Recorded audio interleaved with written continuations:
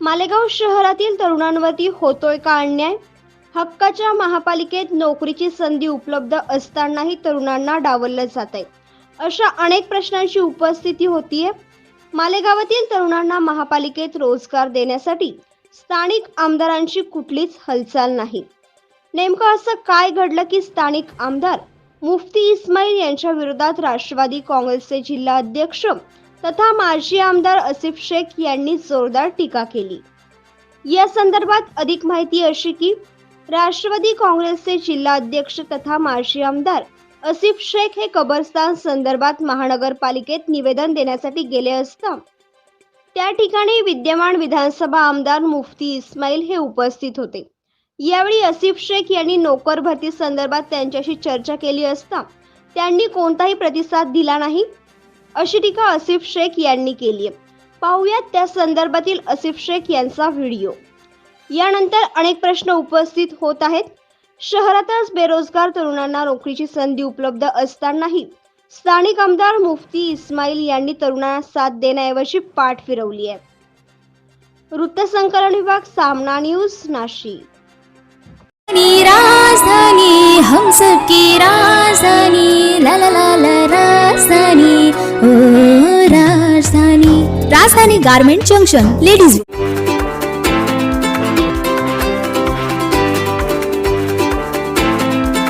मुफ्ती इस्माईल साहब, आप एमएलए हो. ये 682 लोग की भर्ती निकली है, इसके अंदर मैं सियासत बाजू में रख दूंगा, मेरा पार्टी बाजू में रख दूंगा. उसके बाद तुम ये बताओ कि 1 साल से तुमने हुकूमत महाराष्ट्र से, बोल रहा हूं, क्या बोल रहा हूं, जिम्मेदारी से, हुकूमत महाराष्ट्र से तुमने कौन सा 1 लाख रुपए का फंड लाए? नए मिनिस्टर हो, वजीर हो. हमारी पार्टी की पॉलिसी की फिक्र तुम मत करो. तुमको तकलीफ कहां है मुझे पता है. कल जो तुम बौखलाए ना, मुझे पता है तुम्हारी दर्द. वहां पर जय भवानी जय शिवाजी के नारे लगे, वहां पर वंदे मातरम बोला गया. आप स्टेज पे है तो बहुत खुश भी हुआ कि यार यह मुलाकात. अजीत दादा मुझसे कर रहे क्या? सरकार को डर था कि मैं खींच लूं, सरकार गिर जाएगी. तो चप्पल कौन संभाल रहा था? शिंदे साहब क्या कोई मक्का की पार्टी के सीएम है क्या? वो भी शिवसेना के है ना. उनकी तुम चप्पल संभाले, उनके साथ बैठे. मालेगांव शहर अल्पसंख्यक राष्ट्रवादी के सदर नदीम भाई फनीवाला साहब और नदीम भाई के तमाम ही मोहल्ले के, शहर से आए हुए तमाम ही उनके दोस्त अहबाब, मेरे सामने तस्वीर फरमा तमाम ही इस इलाके के बुजुर्ग और नौजवान दोस्तों और साथियों, सबसे पहले मैं मेरी जानिब से, राष्ट्रवादी कांग्रेस पार्टी की जानिब से नदीम भाई और उनके तमाम ही दोस्तों को, एरिया ने मोहल्ले को मैं मुबारकबाद देता हूं कि अभी आप लोगों की मौजूदगी में इब्तिदा अमल में आएगा. और नदीम भाई की काफी दिनों से ये ख्वाहिश थी कि एक राब्ता ऑफिस पार्टी का नौरव कॉलोनी इस इलाके के अंदर होना चाहिए. और ये एक ऐसा इलाका है कि मालेगांव शहर में अगर काम की सबसे ज्यादा अगर कहीं जरूरत है तो हसनपुरे से लेकर नेशनल हाईवे नंबर 3 तक सबसे ज्यादा काम की जरूरत है.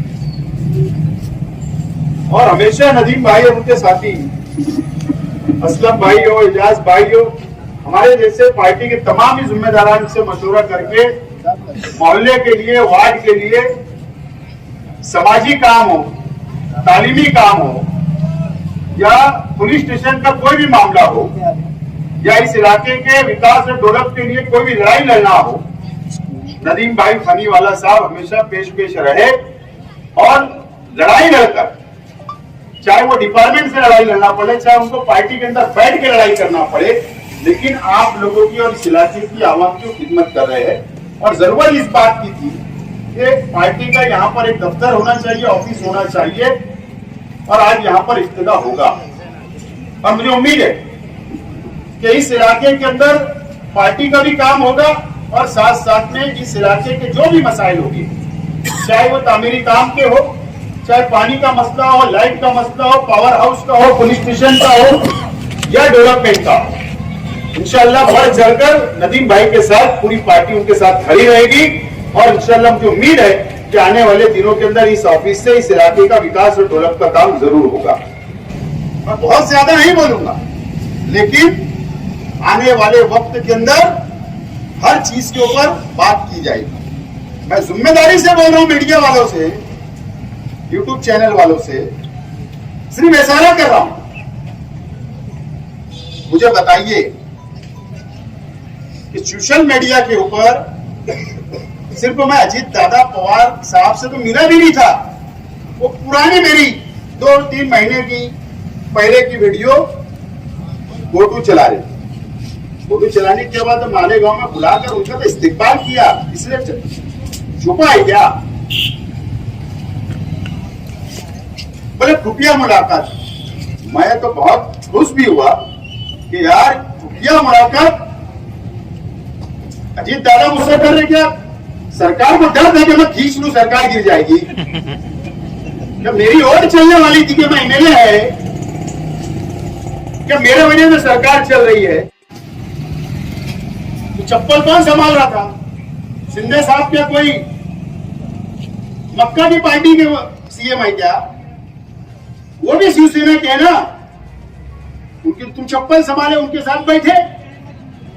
नासिक के अंदर अभी 15 दिन पहले शासन आज्ञाधारी एक प्रोग्राम हुआ, वहां पर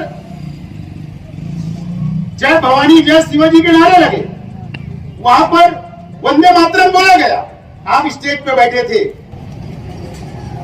सीएम डिप्टी सीएम सब लोग बैठे। अरे तुम्हारा क्या काम है वहां? चलो तुम वहां प्रोग्राम में गए, वो स्कीम से हजारों लोगों को उन्होंने ग्रामीण भाग के देहात के लोगों को फायदा दिया। एक फायदा तुम मालेगांव के आवाम को वहां जाकर दिला के इसका जवाब दे दो। कायदे से तुम बैठे थे, जहां ऐसे नारे लग रहे, जहां फिरका बरस हुकूमत है, तुम्हारी जिम्मेदारी थी। ठीक है, कार्ड में तुम्हारा नाम था, तो कार्ड तो मुझे भी आया था, कार्ड मुझे भी कलेक्टर ने भेजा था, लेकिन मैं नहीं गया। तो तुम्हारी जिम्मेदारी थी हाजिरी लगाते, 5 मिनट बैठते, उतर के चले जाते। आप पूरा प्रोग्राम बैठे वहां पर, और वहां सब तरीके से नारेबाजी हुई। ये जवाब कौन देगा? आप क्या पाकिस्तान के वजीर आला, नायब वजीर आला से मैं जाके काम लूं? हिंदुस्तान के वजीर आला से काम लेना पड़ेगा, महाराष्ट्र की वजीर आला से ना, ये नायब वजीर आला हो या मिनिस्टर हो, वजीर हो। हमारी पार्टी की पॉलिसी की फिक्र तुम मत करो, तुमको तकलीफ कहां है मुझे पता है। कल जो तुम बौखलाए ना, मुझे पता है तुम्हारी दर्द कहां से है। सियासत में तो बच्चे नहीं हो, 20 साल सियासी तजुर्बा मुझको भी हो गया। 2002 से पहला कारपोरेटर बना था, हम साथ में बने थे जाट भाई। हम 20 साल 22 साल हो गए, 22 हो गए, तजुर्बा हो गया हमको भी। अब कैसे चाल चलना वो सब हमको आता है, तुम फिक्र उकर करो मत। तुम इसका जवाब दो। मैं ये बोलना चाह रहा था कि जब शिंदे उद्धव ठाकरे की हुकूमत गिरी, तुमने एमएलसी और राज्यसभा में वोट दिया फिरकापरस्त पार्टियों को। उस वक्त जो तुमने सौदाबाजी की थी, वो जो 10-15 करोड़ रुपया, वही काम चल रहा है जो तुम आप इब्तिदा करने जा रहे हो। बार बार दौरा करके शहर पैसा बताया जाता, बार बार एक जगह दौरा करते। किसी ने कल व्हाट्सएप पे पढ़ा, मैं नहीं बोल रहा हूं, माफ करना है, जब मोहम्मदाबाद के अंदर इतना लगाव क्यों है कि हर महीना दौरा होता है? बहुत ही ताज्जुब की बात। मैं नहीं बोल रहा हूं, एक ने व्हाट्सएप पे लिखा, भाई जनता दल के कोई वर्कर। बहरहाल उसके बाद तुम ये बताओ कि 1 साल से तुमने हुकूमत महाराष्ट्र से, बोल रहा हूं, क्या बोल रहा हूं जिम्मेदारी से, हुकूमत महाराष्ट्र से तुमने कौन सा 1 लाख रुपए का फंड लाए नया नगर विकास डिपार्टमेंट से? ये जवाब है शहर को, तो हमको समझता है, हम वक्त आने पे बोलने वाले हैं। तुमने दादा भूसे और कमिश्नर से साठ गांठ जो की, दादा भूसे ने तुमको कुछ डीपीडीसी का पैसा दे दिया 5 करोड़, और 3 करोड़ वो भी कारपोरेशन ने मिलाई थी, तो तुम 8 का नारा लगा रहे हो। इसके अलावा तुमने कौन सा पैसा लाए बताओ? एक नया पैसा इन्होंने सरकार के अंदर नहीं लाया। जो सौदा हुआ था वही पैसा लाया, और आज 1 साल गुजर गया, कोई पैसा नहीं लाया गया। और एक काम के ऊपर 4 टेलीविजन यूट्यूब वालों को ले जाकर दौरे की खबर चलाते कि बहुत तामीरी काम हो रहा, फिर इसका जवाब तो देना पड़ेगा। बहरहाल ये हमारा अपना शहर है, ये जिम्मेदारी हम लोग बढ़ चढ़कर हिस्सा लेते। कोई विकास करे, डेवलप करे ना करे, इलेक्शन आएगा, आवाम हिसाब खुद लेगी, लेकिन हमारी जिम्मेदारी होती कि शहर के हर इलाके के अंदर कुछ न कुछ काम करते रहे, डेवलप करते रहे, जितना हम लोगों से हो सकता है। कारपोरेशन सत्ता में नहीं भी रहे तो हम लोग लड़ के काम लेते हैं, सत्ता में रहे तो भी काम होता है। ये तमाम चीजें हम लोग कर रहे हैं। और 50 करोड़ रुपया अजीत दादा पवार साहब से मैंने कहा कि शहर का विकास डेवलप के लिए आप दो। मैं इससे पहले सिंधे हुकूमत बनी, मैं गया देवेंद्र फडणवीस के पास गया, भाई फंड दो, नहीं दिया, कोई बात नहीं, सरकार मांगना तो पड़ेगा जाके, नहीं दिया वाह कोई बात नहीं, 1 साल हुआ नहीं दिए, न सिंधे साहब ने दिए ना देवेंद्र फडणवीस साहब ने दिए। चलो भाई अजीत दादा पवार उनके साथ गए तो चलो भाई आप उनको लेटर दिए, वो नहीं देंगे तो हम उनके भी खिलाफ, तो मांगना तो सरकार से पड़ेगा ना। कोई अलाउद्दीन का चिराग थोड़ी है, घस दिए तो रोड बन जाएगा। फंड लाना पड़ता है, दौड़ना पड़ता है, मांगना पड़ता है, जब शहर डेवलप होगा ना। अब यहाँ तो जब से कमिश्नर बैठा प्रशासक बोल के पूरा बजट खत्म कर डाला, 10% 5%, 10% 5%। जिम्मेदारी से बोल रहा हूं, जब हमने हाईकोर्ट में पिटीशन डाले असलम भाई हम लोग ने जाकर, 2 लोगों के नाम से, एक असलम भाई और एक मोइन भाई के नाम से, यकीन जानो कंप्रोमाइज के लिए कमिश्नर बुला रहा था। इनको तो ये बोला कमिश्नर ने कि शकील असलम तुम एक काम करो, फैमिली लेके कश्मीर चले जाओ, पूरी फैमिली का खर्चा मैं उठाता, लेकिन यार हमारा खर्चा छोड़ो। हमको बुला के कमिश्नर इनके वार्ड के लिए उन्होंने फंड मांगा था पहले, तो उनको बुलाकर बोले कि अरे तुम्हारा फंड है मैं देने के लिए तैयार है, लेकिन तुम हमारा पीछे छोड़ो। इन्होंने बोले रख तेरा फंड नहीं होना, हमको अब लड़ाई कैसे शुरू हो चुकी। ईमानदारी से, मैं जिम्मेदारी से बोल रहा हूँ, ये बात वापस किया हमने। तो जब जहां पर हम लोग इस्तेमाली फायदा देखते हैं कि शहर को कैसा उसका फायदा हो, जाति मुफाद तो बहुत ले सकते हैं, बहुत सियासी लोग आज बहुत अपना अपना करके चले जाते हैं, लेकिन ये शहर को सब समझना चाहिए। मुझे इससे ज्यादा कुछ नहीं बोलना है, लेकिन कमिश्नर से लड़ाई जारी है और हम लोग लड़ते रहेंगे। और कमिश्नर ने जो तरीके से शहर को बर्बाद करने की कोशिश की है, आने वाले दिनों के ऊपर ये शहर के ऊपर 500-700 करोड़ रुपए का बोझ आने वाला है, कर्ज में जाने वाली है। मैं जिम्मेदारी से बोल रहा हूं, इसके लिए नहीं, मैं भी 10 साल वहां कारपोरेटर रहा, मुझको भी वह समझता है और इसके लिए मैं बात बोल रहा हूं।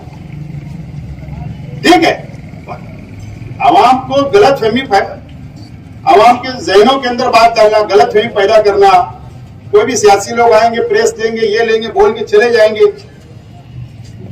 हमारे शहर के अंदर काम धंधा ज्यादा रहता है, मजदूरी करते हैं, काम करते, ज्यादा वक्त पेपर पढ़ के छोड़ दिए, लेकिन जितनी डीप तक हम लोगों को मालूमात है, हम लोग वो लड़ाई लड़ते हैं। और ये इसके लिए सिर्फ लड़ते हैं। अभी एक बात और बोल के मेरी बात खत्म कर दूंगा, नौकरी भर्ती का 682 लोग की सरकारी नई नौकरी भर्ती आई, हमने आवाज उठाया। 550 लोग टेम्पररी जॉब पर है, जिम्मेदारी से वो लोग कल हमारे पास आए थे असलम भाई, उसमें से 400 लोग देहातों के हैं, देहातों। क्या तैयारी थी, बिना इख्तियार निकाले डायरेक्ट उन लोगों को ऑर्डर दे दिया जाने वाला था और 15 लाख रुपया लिया जाने वाला था। हम लोगों ने ऑब्जेक्शन लिया, कंप्लेंट दाखिल की, उसके बाद इख्तियार अब कॉल होने वाला है। हमने इसके लिए किया कि नहीं, हमारे शहर के मुसलमान, हमारे नौजवान, हमारे बच्चे भी तालीमी याफ्ता है, उनको भी सरकारी नौकरी मिलना चाहिए। कल वो मानदान के लोग, हिंदू मुस्लिम भाई सब मिलकर वो नौजवान मेरे पास आके साहब आपने गलत कर दिया, आपने हमारा काम रुकवा दिया, हम लोग लग जाने वाले थे। अब मैं क्या बोलूं, वहां पर मुझे चेहरे अलग अलग नजर आ रहे थे, मैं खामोश रहा। मैंने कहा यार मैं इसके अंदर कंप्रोमाइज नहीं कर सकता, ये मैंने बोला। मुझे बताओ कि जो दिख रहा है उसके ऊपर आवाज हम लोग नहीं उठाएंगे। जिम्मेदारी ने तुम्हारी थी, एजाज भाई, मैं, असलम भाई, शकील भाई, करीम भैया, हम मुस्लिम भाई हम लोग गए थे जमीयतुल उलमा के अंदर कब्रिस्तान की जमीन के लिए लेटर देने के लिए। उसी दिन जीआर निकला था 682 लोग का, बराबर। उसी दिन मुफ्ती इस्माइल साहब को मैंने और हम जिम्मेदारों ने ऐसे बाजू में लिए, मुफ्ती इस्माइल साहब आप एमएलए हो, ये 682 लोग की भर्ती निकली है, इसके अंदर मैं सियासत बाजू में रख दूंगा, मेरा पार्टी बाजू में रख दूंगा, लेकिन कौम के लिए, ये कौम के बच्चों के लिए अगर एक प्लेटफॉर्म पे आना पड़ेगा तो ये लड़ाई हमको लड़ना पड़ेगा। इसके लिए आप हमारा साथ दो या आप उसकी इजाजत करो, हम आपके साथ हैं। बोला था या नहीं? आज मैं झूठ नहीं बोलूंगा, आज बहुत बड़ा दिन है। उस दिन से आज तक उन्होंने एक लफ्ज नहीं बोला। क्यों नहीं बोला? हो सकता है मेरी बात गलत भी हो सकता है कमिश्नर ने दादा हुसैन साहब ने बुलाकर उनको कुछ बातचीत की होगी, तो ये आवाज कौन उठाएगा? तो ये तमाम ही चीजें शहर को कब पता चलेगी? तो सियासी बेदारी हमारे शहर के अंदर आना, नौजवानों में सियासी बेदारी आना, बुजुर्गों के अंदर सियासी बेदारी आना, ये बहुत वक्त की जरूरत है।